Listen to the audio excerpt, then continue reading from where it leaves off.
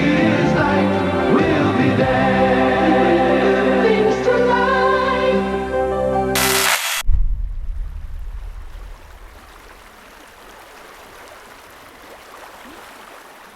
You wouldn't know that the river is sick just by looking at it. Fast forward to 2011, and this sick river is now the site of a $1 billion cleanup effort, paid for by GE, as part of a settlement with the Environmental Protection Agency. Key to the cleanup is a process called dredging, to remove the PCBs from the river bottom. If you know something of valuable information to help your fellow man, share that information so people can make a wise decision on whether they want to be exposed by living in this particular area. Knowledge is life, and knowledge is power. Can't beat General Electric, I tell you. For the benefits and the place to work, it was ideal. Sorry about the PCBs.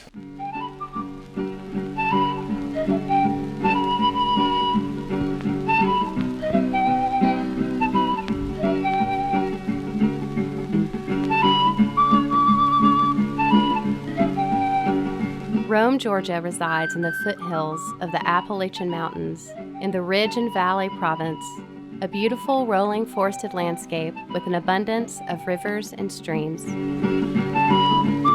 Etowah and Oostenala rivers come together in Rome and become the Coosa. The Coosa flows west over the Alabama border.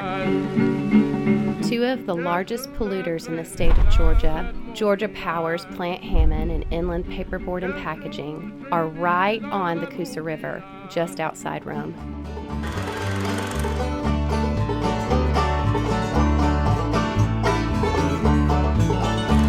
I'm going to Georgia, I'm going to Rome, I'm going to Georgia to make it my home. Gonna build me a cabin on the mountain so high, where the wild birds and the turtle doves can hear my sad cry. Within the city of Rome, an abandoned GE transformer plant retains a skeleton crew that monitors water levels to prevent PCB runoff from the contaminated site. Adjoining this barren compound of metal, concrete, and barbed wire is a new public recreation site, GE Trails. General Electric contaminated the Coosa River in Rome, as they did the Hudson River in New York, but dredging of rivers in Georgia has not occurred. In the process of contaminating local waterways, GE also polluted residential and commercial properties. While GE invested almost $2 billion in the cleanup of the Hudson, they left Rome with a toxic legacy of PCBs that will remain, as one local citizen noted, to kingdom come. I'm troubled, I'm troubled, I'm troubled in mind. If trouble don't kill me, I'll live a long time.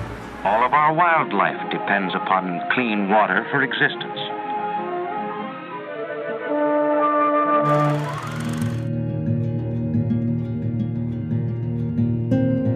Between 1946 and 1976, General Electric dumped millions of pounds of PCBs into the Hudson River.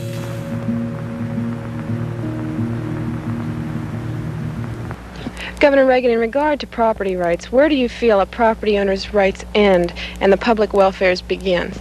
Well, I think in all of our approach to ordinances, to local planning and so forth, we've recognized the kind of traditional concept that your use of your property must be such that it does not infringe on someone else's rights. When I graduated high school from East Rome High, I decided to take some time off before college, and so I went to work at the GE plant. I worked in the final finish department where all these things are put together. So of course the PCBs were a component of a proprietary liquid, a formula formulated by GE called pyranol. And pyranol was a liquid that went into the cooling systems of the medium transformers that were being built at GE. GE has developed an oil that fits transformer requirements to a T. Unless you're a chemist, the story of pyranol may sound like something out of Buck Rogers. GE used PCBs, synthetic chlorinated compounds, known by the trade name pyranol, in transformers from 1953 until 1977. These PCBs remain in the local landscape over 4 decades after the federal government banned the chemical and GE stopped using it at its Rome plant. PCBs were dumped in such quantities that they left the facility and washed into streams like Little Dry Creek and Horse Lake Creek that coursed through Rome's neighborhoods and onto the Coosa River. The long-lived chemicals contaminated properties throughout the city and now lie in the river bottom sediment and accumulate in the aquatic food chain.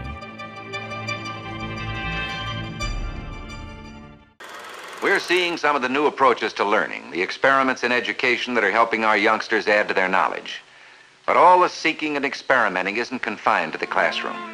The search, the enduring struggle to add to man's knowledge and help us to understand our world better goes on day after day in companies like General Electric.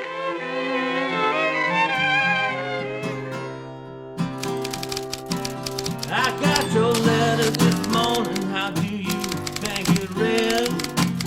Said, hurry, hurry, the woman you love is dead. Got your letter this morning, how in the world do you think it read?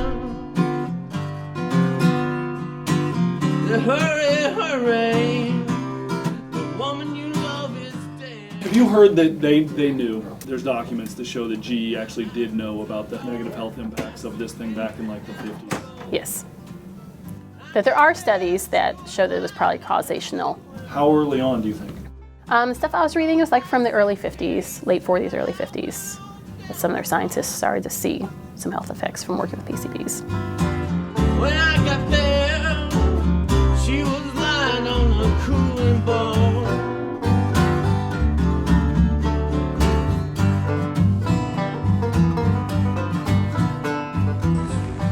Polydent, Fixodent, false teeth in glasses, pacemakers, golf carts, and porches with swings. These are few of my favorite things. When the pipes leak, when the bones creak, when the knees go bad. I simply remember my favorite things and then I don't feel so bad. Back pains, confused brain, and no fear of sinning. No chance of it. I simply remember the great life I've had, and then I don't feel so bad.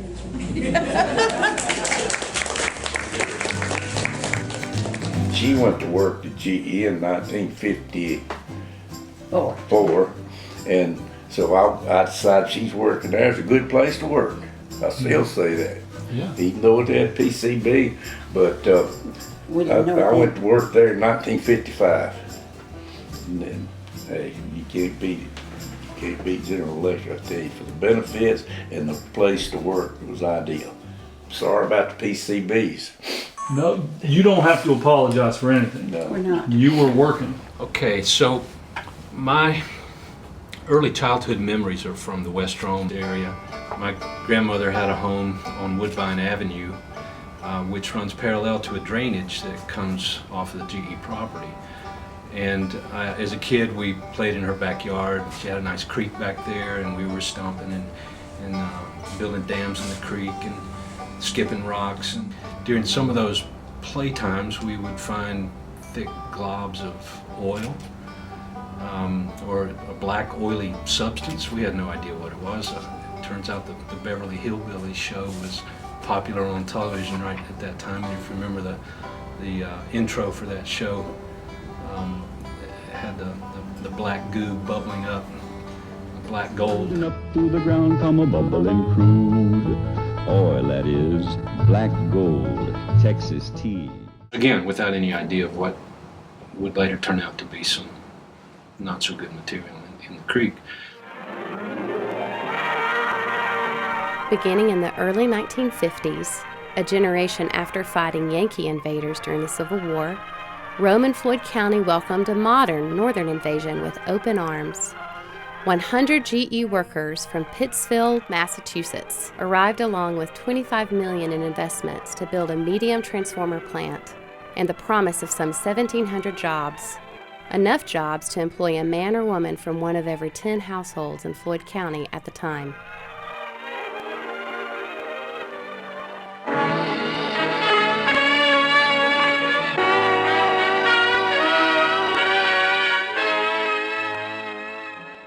Did he talk about, like, if he liked the work?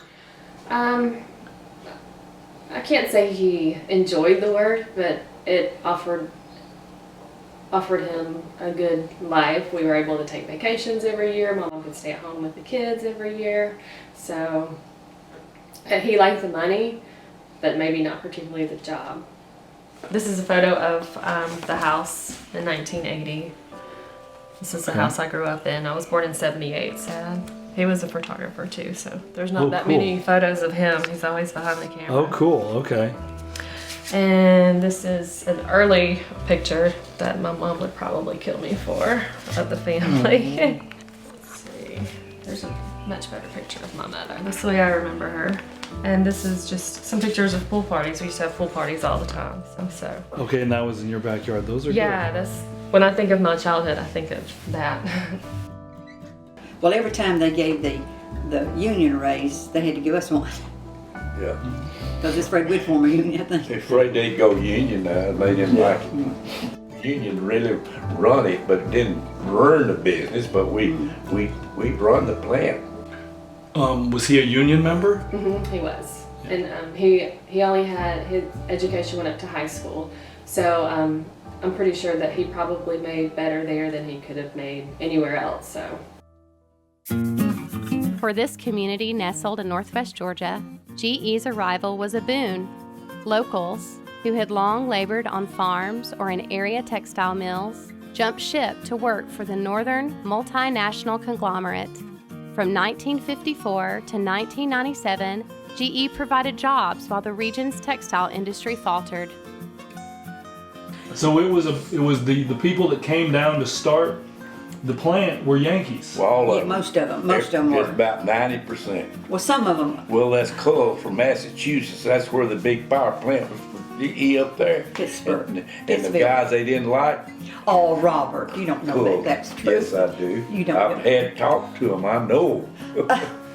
So they told you, they shipped us out? We don't want GE suing you. They want to ship me out, but no. A contractor built all those houses out in Garden Lakes for the people that were coming in. Out there. People that were coming in. It was. They're about dead and gone now, but there was a lot of them. Are you a Yankee?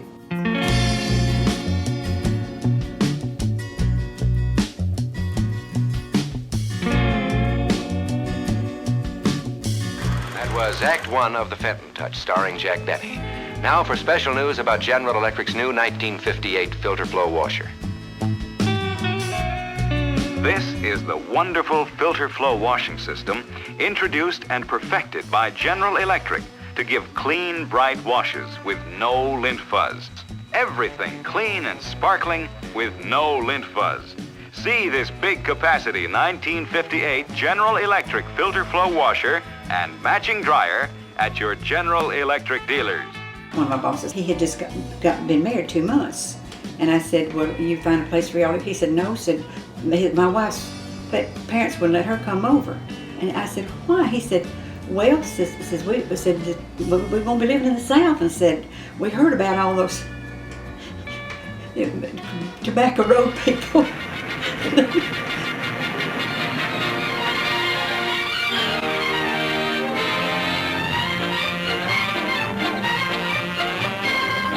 Barefooted and everything. Yeah. Like, they had heard about the South. And worse and worse. But you think the rest of us would leave it? No, sir. They stayed on and on. But all that they had and all that they were, that's all gone with the wind and the dust. I told him, I said, we have to educate you boys. We're just like y'all. But, we'd mock them, use guys, in that old. It wasn't fun though. In their sport, he'd always call it sport. Well, one of them called me Dingbat.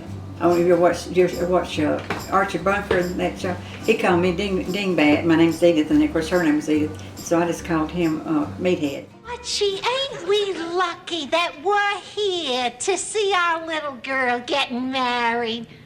Where is the little girl I Jay's the dingbat on the roof. Because when the people come down here north, you're eating fruit, banana sandwiches, and tomato sandwiches, and pineapple sandwiches. They wouldn't go back north. No, They like this southern stuff. Yeah. Do you think Jimmy is roaming around the White House tonight trying to find a meatloaf to warm himself up by? I don't think the Carters eat meatloaf.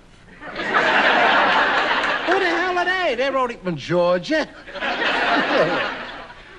No, right there in that plant where I worked, I was in like one big department here, then another department, then I was in the one next to the wall, and it'd get up by 105 to 110 in there. He'd come out of that's what I used to say. I said I knew who sweated to build those things out there, because he'd come out and he'd be wet down to his waist. They had big old fans and everything. Well, you just couldn't go to a place blood like that. pressure problem the whole time I worked there. It's pretty normal now. See? Work, job activates, you know, son. This whole thing with the energy and everything, this is all a conspiracy. You know that is a conspiracy there. Listen, for years, all our lives, they've been telling us to go out and buy stuff that use energy. You know, all electrical stuff. They got electric toasters, electric ovens, electric stove, electric stereo, electric TV, electric bass, electric hair blower, electric knives, electric every damn thing. Not to mention the cars. And now, after all the big corporations there make the billions and billions of dollars worth of profits, signals, wham, they're changed. And after telling us for years that we can't live without this junk, now they tell us that we gotta live without it. In a nation that was proud of hard work, strong families, close-knit communities, and our faith in God, too many of us now tend to worship self-indulgence and consumption. Human identity is no longer defined by what one does, but by what one owns. But we've discovered that owning things and consuming things does not satisfy our longing for meaning.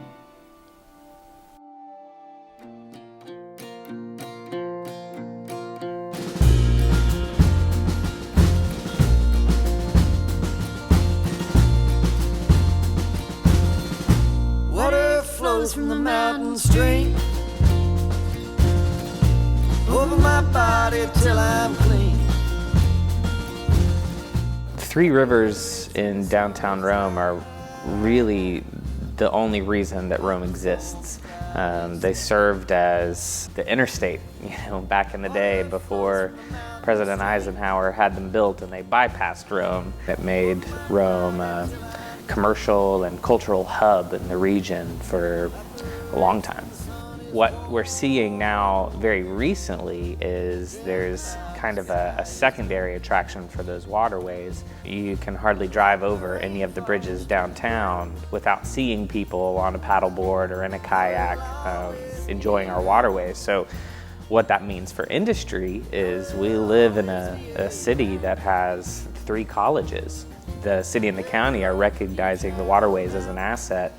The rivers are becoming part of that quality of life in the community that will help keep young talent in the city that will fill the positions at these industries. It's a difficult fight because when you're fighting GE, it's like fighting another country. They have more lawyers, they have more scientists, they have more resources, certainly than a small nonprofit organization like CRBI has, and even more resources than the state and federal environmental regulators have. So we're at a competitive disadvantage trying to get what we feel is the best cleanup in place. And what we found is that GE kind of dictated what they were going to clean up, how they were going to clean it up, to what extent they were going to clean it up, and in a lot of ways the state Environmental Protection Division just kind of rubber stamped GE's plans. CRBI stands for the Coosa River Basin Initiative. We're the upper Coosa River keeper in charge of taking care of about a 5,000 square mile river basin that stretches from southern Tennessee down into north metro Atlanta, over into Polk County, and all the way over into Weiss Lake in Alabama.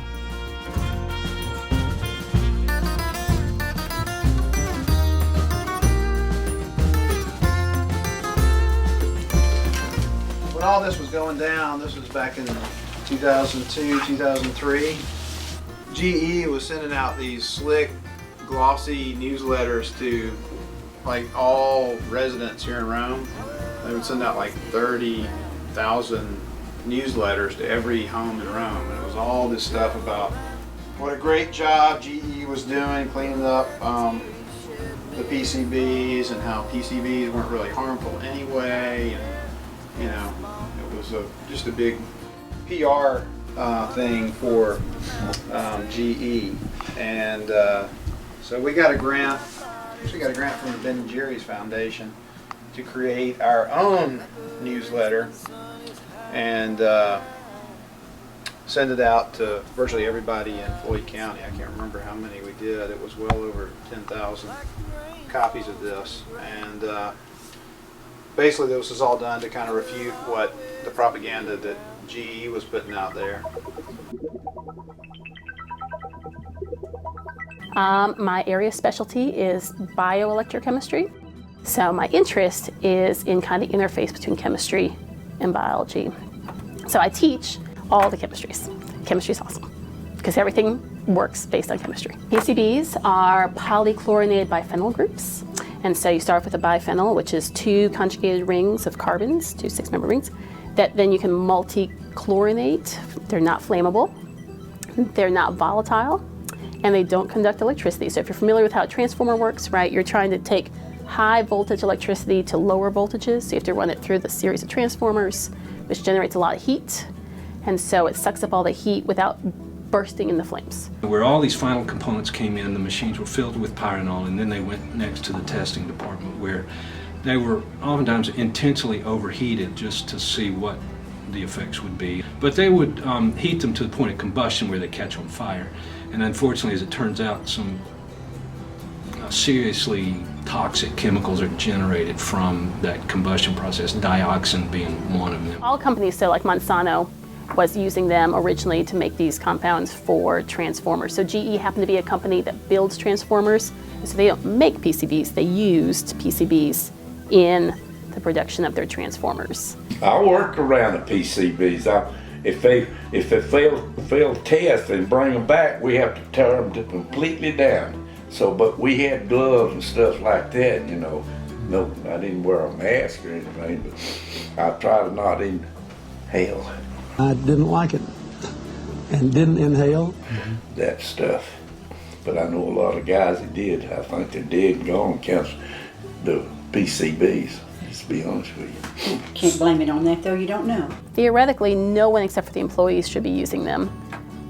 How much GE did to protect their employees, a little unclear. And then how much GE told others about leaks or spills. Seems pretty clear they didn't tell anybody until they had to. Of course, the problem was they were disposed of in a number of ways. They were brought onto the property. This pyranol mix or PCB mix was brought onto the property in rail tanker car. Many times those rail cars petcocks were opened on them just to complete a final draining, and that material would drain out onto the ground. His communities dumped their waste matter, their sewage, into the streams for easy disposal, thus creating the serious problem of pollution. Between 1952 and 1969, the Rome GE plant sold pyranol to employees in 50-gallon drums for use in their homes as a pesticide, herbicide, and dust suppressant. Untold numbers of Romans also used PCB-contaminated sludge from the city's sewer treatment plant as fertilizer for their lawns and gardens from 1967 to 1972. Waste pyranol was put into 55-gallon drums and sold very low cost, 50 cents a barrel to GE employees so that they could use it and apply the chemical around their houses as a insecticide. Why is it that you tried not to inhale it?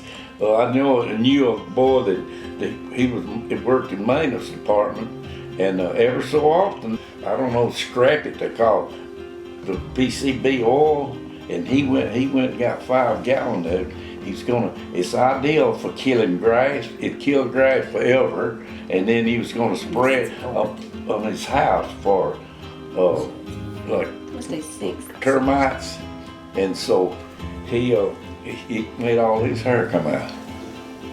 Yep, that stuff is potent. Is he dead by now? Don't get him in trouble. I don't know. Yeah, no, I don't. I think he is. About everybody I knew's about gone. Well, I tell you that. I'm hanging on. Wow.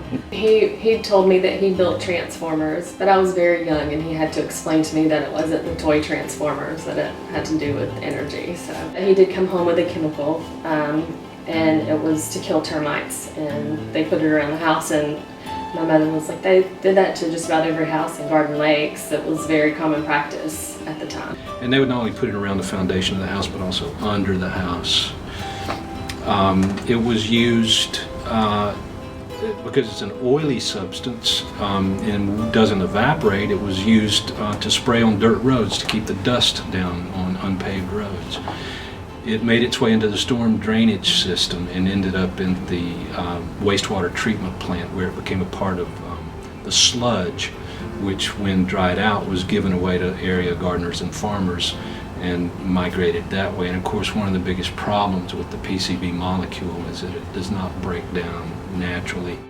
Though never substantiated by GE's health studies of its own workers, anecdotal accounts of former workers indicate an inordinate number of illnesses linked to the PCBs among Rome workers and their families.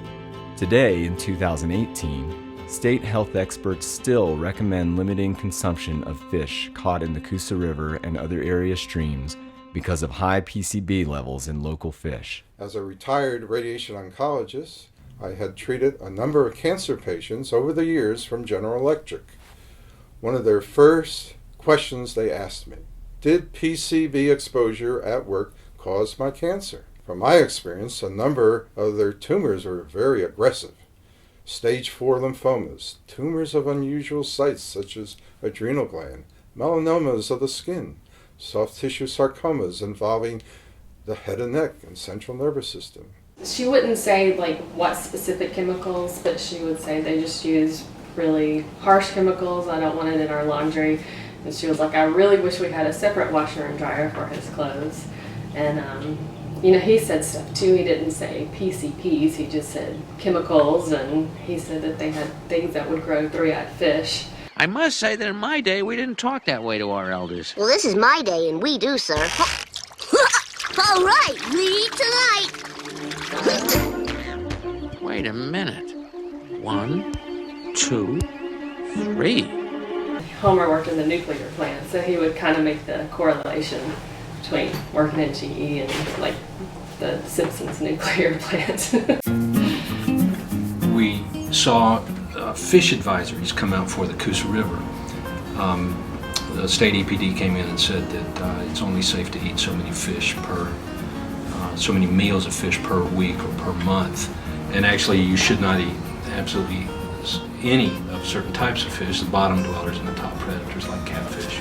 I mean, I grew up with my grandfather taking me to fish at Lock and Dam, and we're coming into spring now. It won't be too many more weeks when the lock and the banks around the lock will be lined with people catching the white bass run as they come up and down the river. So subsistence fishing is a large, if not unrecognized, important part of what goes on in that river. So you also see not just the big fish with lots of PCBs, but your other predators like your blue heron, your osprey.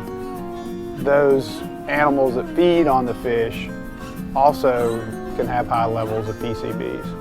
And it's not really a problem for, you know, the vast majority of the population, because we don't eat fish from the Coosa River on a regular basis. That's a question, actually. Yes, go ahead. If, like, there's been a recent flood event or something and all that sediment gets kicked up and the river's really browned out, I kayak a lot and I go over to Lock and Dam and, like, play in the rapids. Do you think if that, and I do get water in my mouth, which I don't usually care about because, like you say, it's in the soil, if it has been kicked up, I mean, again, you're such a large organism on the scale of things, you're going to be fine. Yeah, it's going to be such trace amounts that you're going to be able to, pee that out in a matter of days. Yeah. If you were a smaller organism, I'd be more concerned, like a smaller human, if they were drinking a lot of the water. Yeah. And then it's fat soluble, so it's probably in mother's milk. If mom is... Right. If mom is eating a heavy diet of local fish, then that could be another way of transmitting it to a smaller person. And this is honest to God truth. We got a letter from this farmer. The truck that he was driving,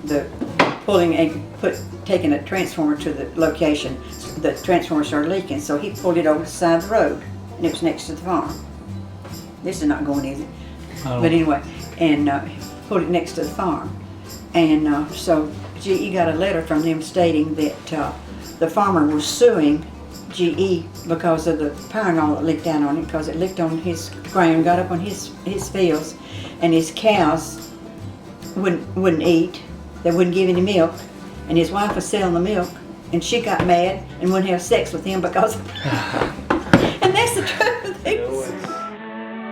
It is also necessary for commercial fishing.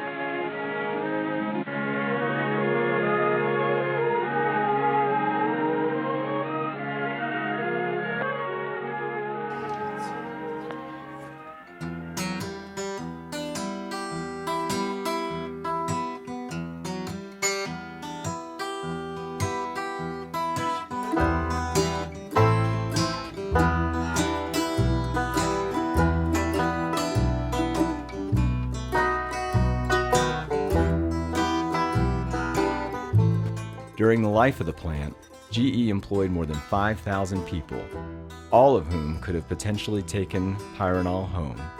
But since GE's PCB Rome cleanup began in the early 2000s, they have tested soils at less than 50 homes. This alignment of information and waste permitting requirements all came together at the same time that I had a physical geology class composed to a large degree of non-traditional students, many of which had personal histories with the GE plant, either relatives who had worked there,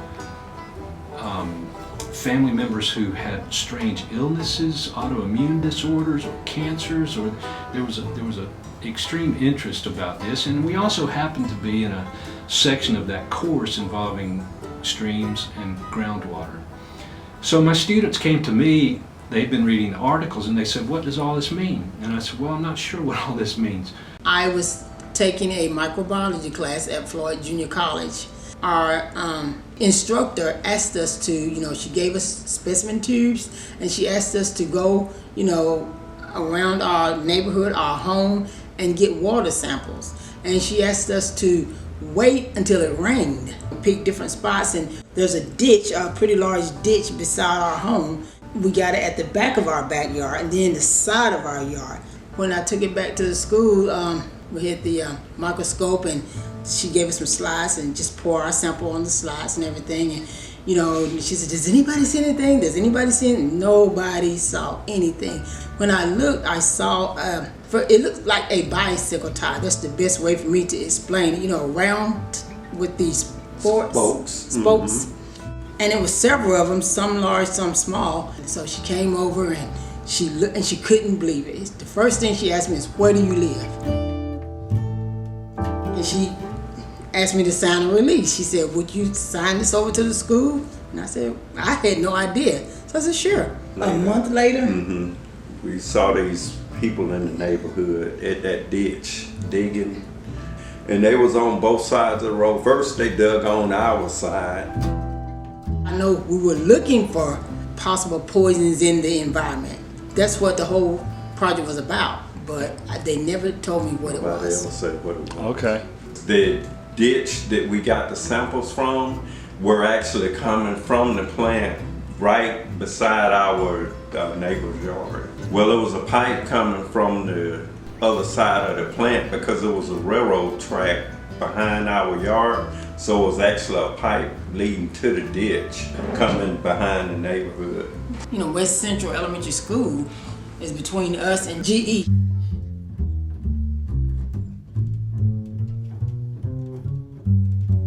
I've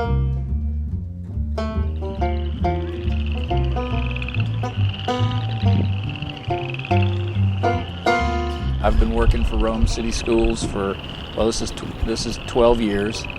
You know, these areas flood pretty readily. If things are going to wash through that mud and it's going to end up in the playgrounds, you know, that always was in the back of my mind, and it kind of still is. I mean, even this one, I'm sitting here right now looking at this playground. I walked across that muddy field and I'm thinking to myself, you know, I mean, how much of that is contaminated? Why wouldn't it be contaminated if it hasn't been removed? So, my relationship with this property started before I started working for the school system. I was taking classes at Floyd College, which is now Georgia Highlands, and Dr. Billy Morris was teaching geology. He was pretty impactful on my understanding of geology. It really kind of put me in an understanding of my place in the world. It was a nice experience. Finding your place in the world is a really nice thing to have, and historical geology did that for me.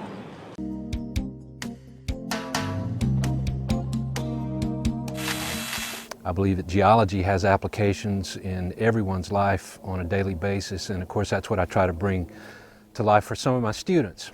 And during this historical geology class, part of his extra credit was to attend this town hall meeting for CAN, Citizens Action Network. We talked about it for a week or so, and we decided that we would basically abandon the agenda for the rest of the semester and just focus completely on this. You know, he was using the word PCB. I'd never heard it before. Used the word pyranol. You know, it sounded kind of flammable.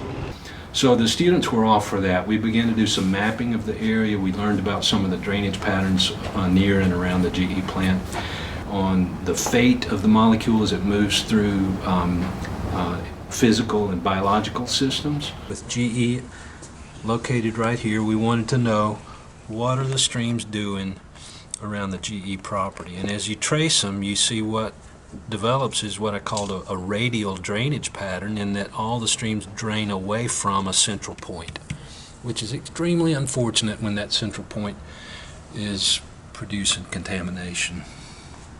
We came to the public hearing meeting about 20 strong, armed with pamphlets, and we asked a lot of hard questions. With regards to cleanup, they will talk, they will meet, they will do everything, but they are not going to set a precedent in any community in this country of actually going in and doing what actually needs to be done. Because if they do it one place, they might have to do it every place. GE was not prepared. They didn't know that we were coming. I'm sure that they assumed this would be a requisite meeting that would come and go quickly and they would get their permit and move on.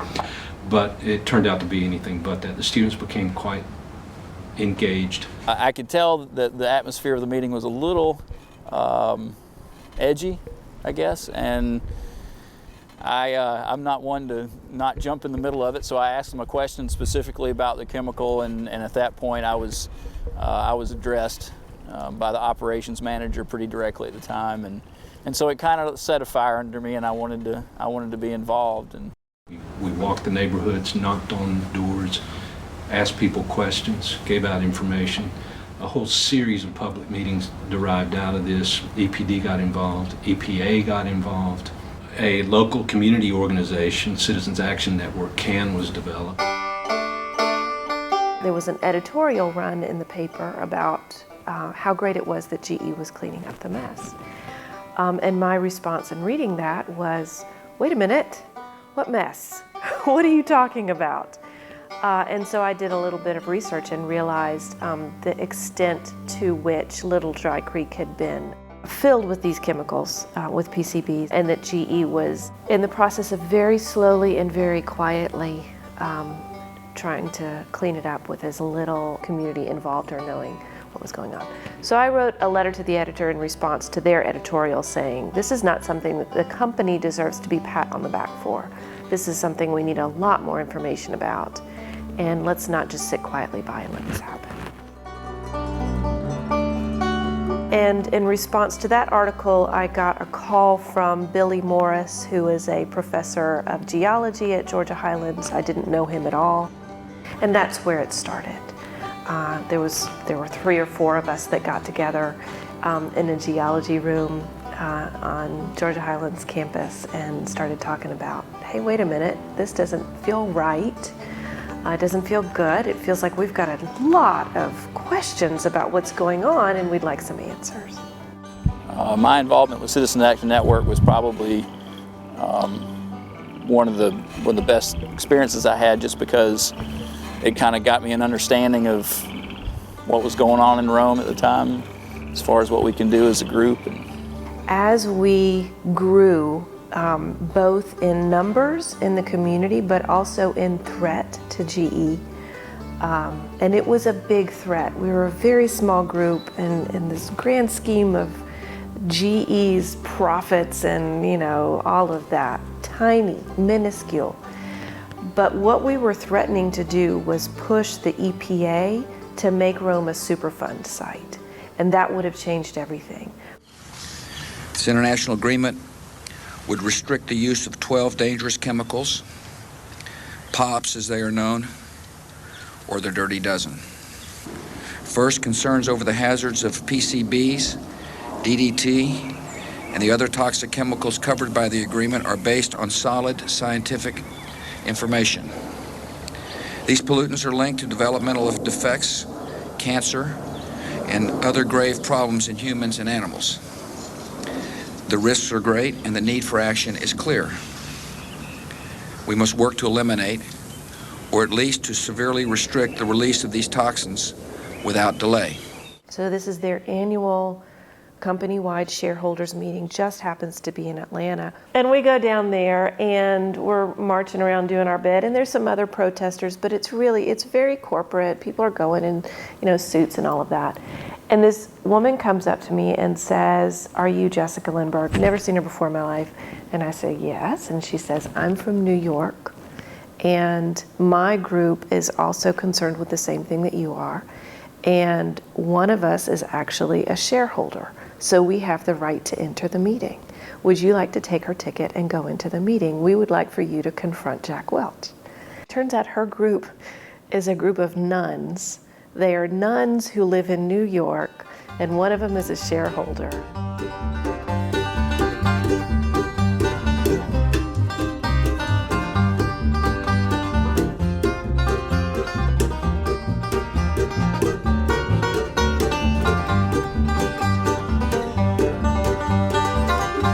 The last 20 years of the 40 years that we've been working on social issues within companies. Some of the larger companies, General Electric, Ford, General Motors, a number of the large consumer companies like Walmart.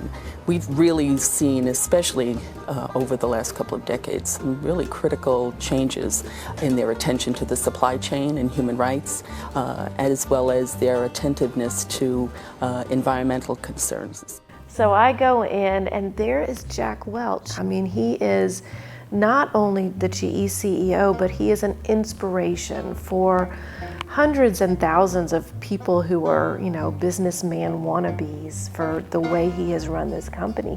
We haven't proven PCBs even harm anyone. Now, Jack, you don't believe that. You believe they do harm people. No, I don't believe that, but I'm not arguing that case. I know told you I had this. I know you're not, but I have a hard time accepting that you don't believe by now that PCBs are harmful. There have been plenty of studies. No, and none of them have proven it. And I say, "Hello, my name's Jessica Lindbergh. I'm from Rome, Georgia." And he looks up and he kind of freezes. This is the first time he's paid attention really to anything going on. And he kind of stops. And I say, "I'd like to know if you will come to Rome and clean up the mess that you left there, because we'd like to have a safer place for our kids to play."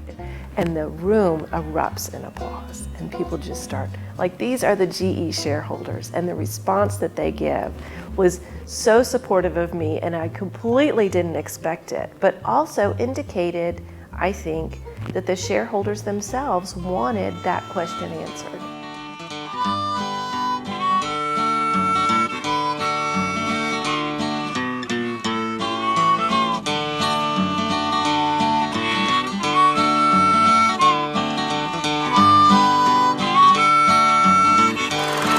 How long did it take the tobacco industry to agree smoking was dangerous to one's health? In our case, General Electric brought their own experts into Rome and said there is no more risk to cancer with PCBs as compared to the general population's risk to cancer. It was around a lot of houses in Garden Lakes, and it was just what they did. And then she was like, it's probably not the best thing. She was like, retrospect, it's probably not a good idea. She's like, it kills termites, yes, but what else does it do? What prompted her to talk to you about that? I'm not sure. She did have a lot of health ailments before she passed away, so it might have come up with that. She suffered a brain aneurysm. I forget how old I was, but she was fairly young at the time. When I did understand what the PCBs caused, the health issues, and then I started looking back at my health issues, you know, I read about how it affects the thyroid, and I eventually had to have my thyroid removed. She suffered from several brain aneurysms, I would say, within a series of like 8 years. There were 2 other ladies. They also had brain aneurysms on our street, which was a very short street. Kind of weird, I thought, for such, and they were young too. So, such a horrible thing to happen to someone so young. And he was afraid that she was going to die. Like, he was too worried about that, I think, to be mad at anything else. For the year before he passed of a heart attack, there was a lot of coughing, a lot of blood. So he was never really diagnosed with anything. He never really went to the doctor either. So I wish I could have this conversation now with my parents. I'm so curious because I was so young when it was going on. I would like for them to talk to me as an adult about it now, I guess. Because I never got that perspective. Yeah.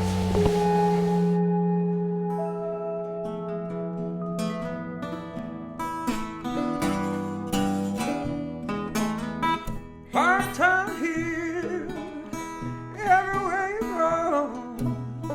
Times are harder, never been before. Goal for CAN was to have landfill A, which is where the railroad tanker cars, the greatest concentration of waste materials, to have landfill A dug up, hauled off, and burned. That's really the only way to get rid of the PCB molecule in contaminated dirt, is to incinerate it at a high temperature. Of course, that was met with strong resistance from GE, and by this time they had quite a bank of lawyers who were opposing all of this, and they were negotiating, of course, directly with EPD, because EPD is a regulatory agency. So EPD's got a couple of lawyers statewide to handle all the environmental problems that are in the state, and GE's got a double handful of lawyers just focused on this issue. We don't know where it went. It could have been anywhere, but we do know that it was primarily GE employees that took it home and used it around their homes.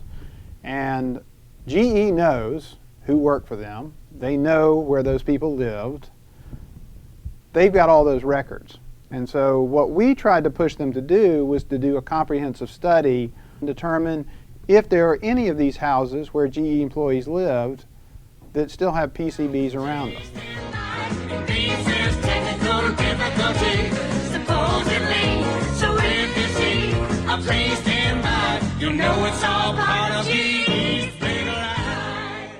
The very person from EPD that I had talked to the week before, who had told me that the residential testing program was not adequate, they knew it was not adequate, but it was the best that they could get GE to do, stood up before our city commission and told our city commission that the residential testing program was, and I quote, the shining star of EPD's work here in Rome. And at that point, we realized that we were fighting a losing battle, because GE was dictating what was going to take place.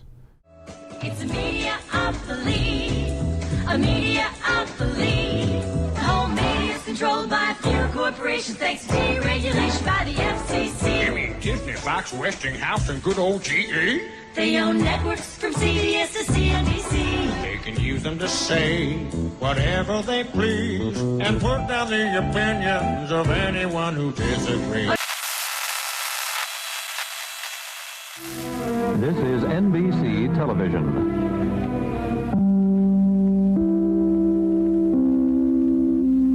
NBC blocks this Saturday Night Live cartoon, Conspiracy Theory Rock, rather than earn money through its broadcast. NBC's historical relationship with GE explains their motivation. NBC ranks as the oldest broadcast network in the USA, founded in 1926 under the parent company, GE. In 1930, the U.S. Justice Department forced GE to sell NBC because of antitrust charges.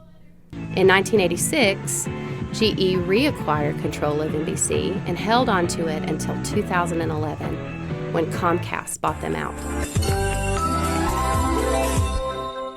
Under the direction of the Georgia EPD and the urging of the CRBI, GE has spent an undisclosed amount, likely in the millions, to clean up PCBs since the closing of the Rome plant. They have built extensive groundwater treatment systems to protect local well water, removed contaminated soils from the creeks and city parks, and excavated soil from around the houses of former employees.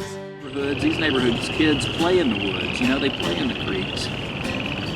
I live in Somerville Park, and that is a very popular park. The creek still flows through there. Mud's coming from the GE areas.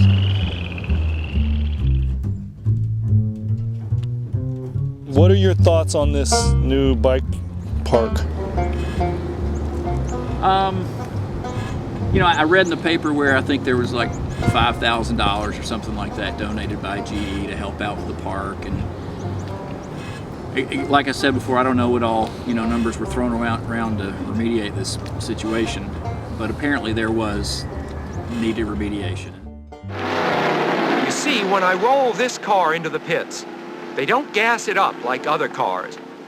They plug it in. A progress report from General Electric. Subject, research on the electric car. This particular car isn't going to win any races. It'll take 6 hours to charge it up again. So, electric cars still have a long way to go. But when they are ready for the road, GE will be ready for them. Night, fellas. Progress for people from General Electric. I've talked to some folks that have worked from GE, and they've at the closing, they knew without a doubt that there needed to be 100% remediation. Well, to my knowledge, I don't know if they've removed all this dirt out here in this bike trail.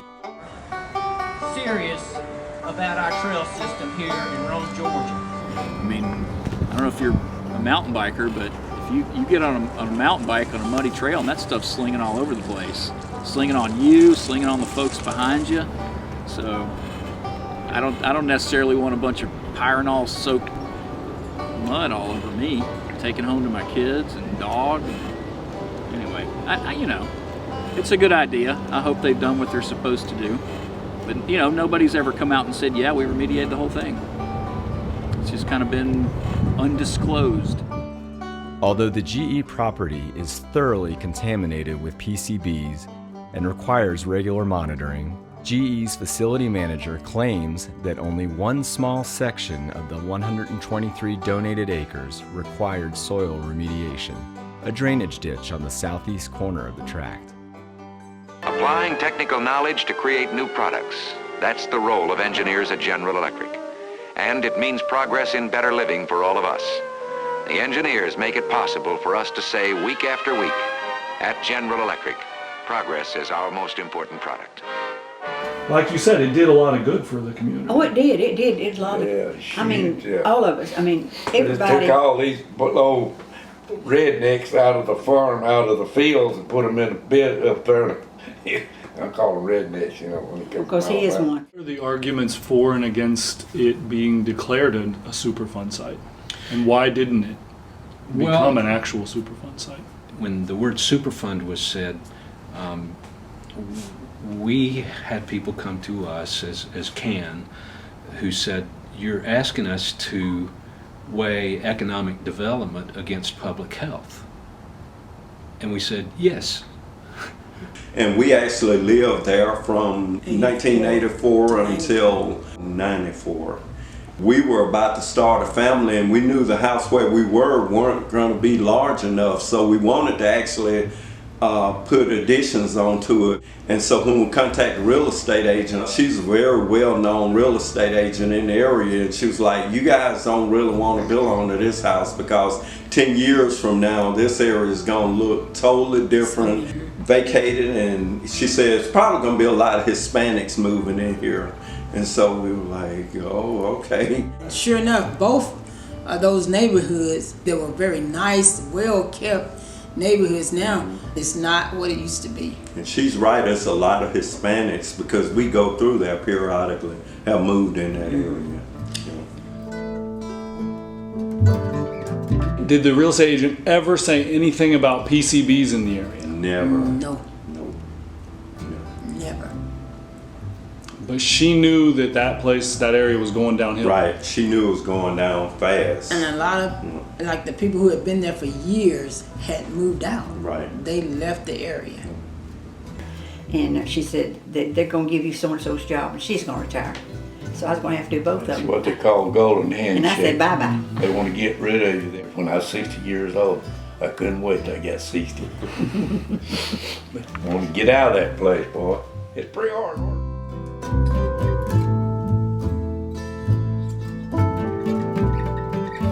Why did they pick up and go to Mexico? Cheaper. Cheaper everything. Cheaper labor, everything down there. Yeah, that boy. And I'm sure they didn't let them unionize. They said that the guys, there wasn't but one or two guys that really went with it. They offered them guys a job to go with it, but they wouldn't go. Mm-hmm. But the ones that went, come back, said that they ain't gonna never learn it. And they didn't. They couldn't learn. It's complicated.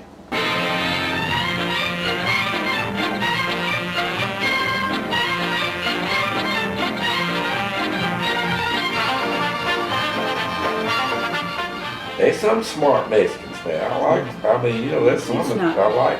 I don't have anything against any of them. Once an area is designated as a Superfund site, there are particular businesses, particularly food-related industries, that cannot locate within a radius of that particular site. So yes, it would, plus the stigma that comes along with the Superfund site, definitely it would impact economic development. And so those are arguments against it sounds like. What would the argument for be? Well, for would be for everyone to recognize it. Let's speak the truth to power. We've got bad chemicals here, and to keep our community healthy and clean, we need to identify where those contaminants are and either get them out or stay away from them.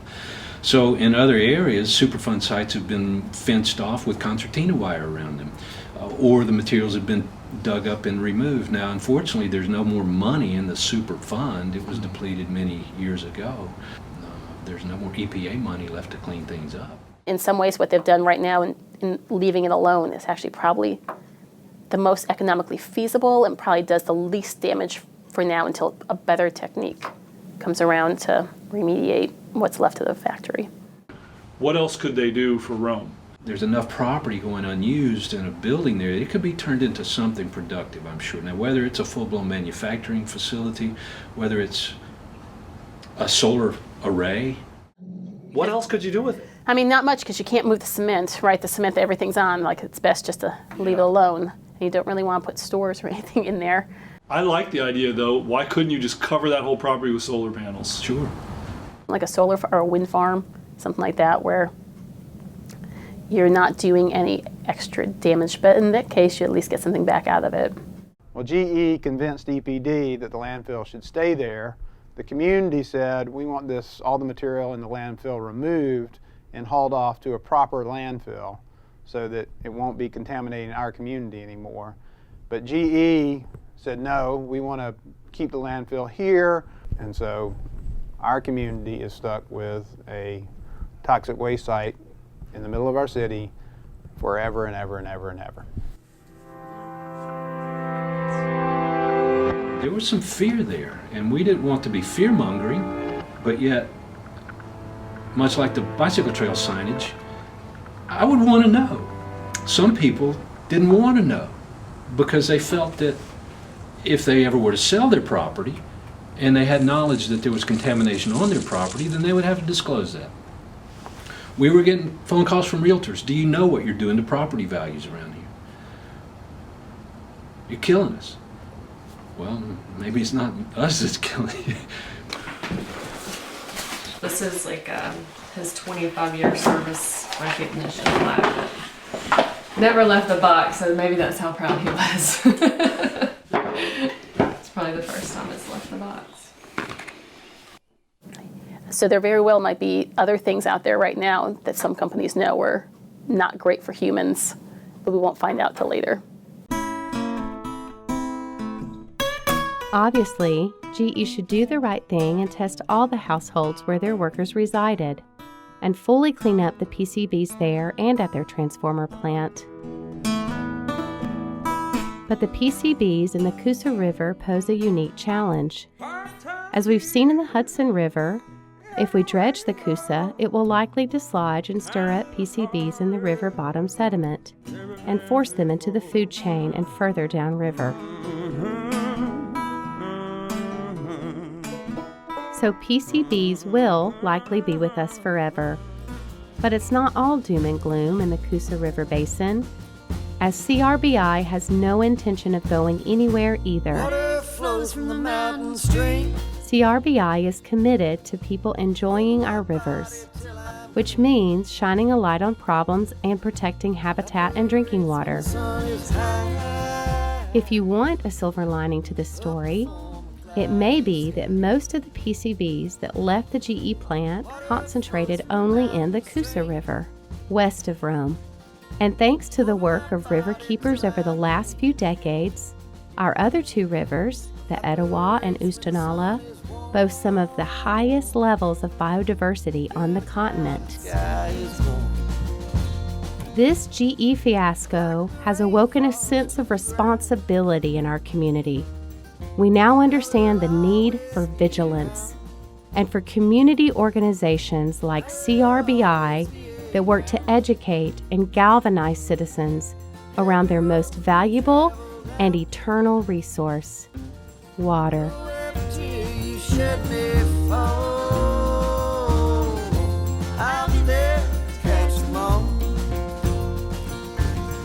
When I shuffle off this mortal coil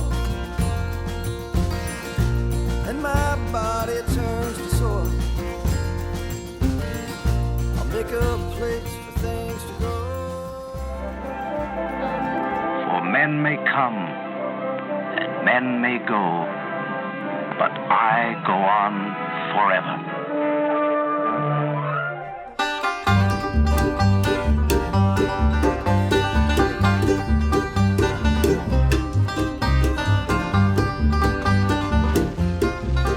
For General Electric, here is Ronald Reagan. Good evening. It's circus season all over America, and so tonight, once again, in answer to many requests, we present Henry Fonda in a return engagement as the star of Clown on the General Electric Theater.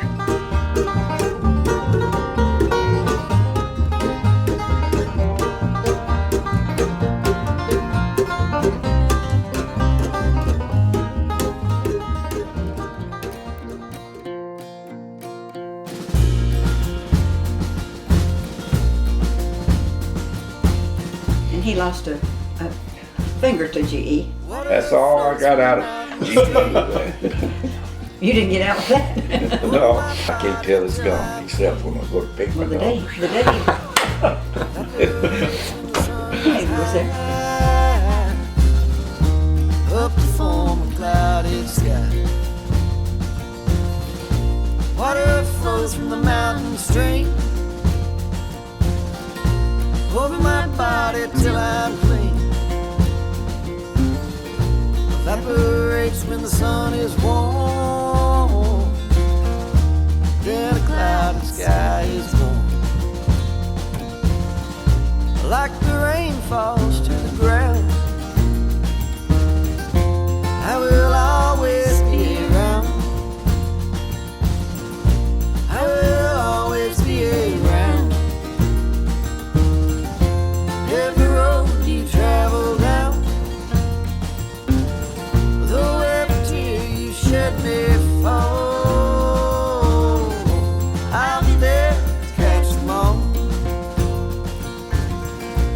shuffle off this mortal course.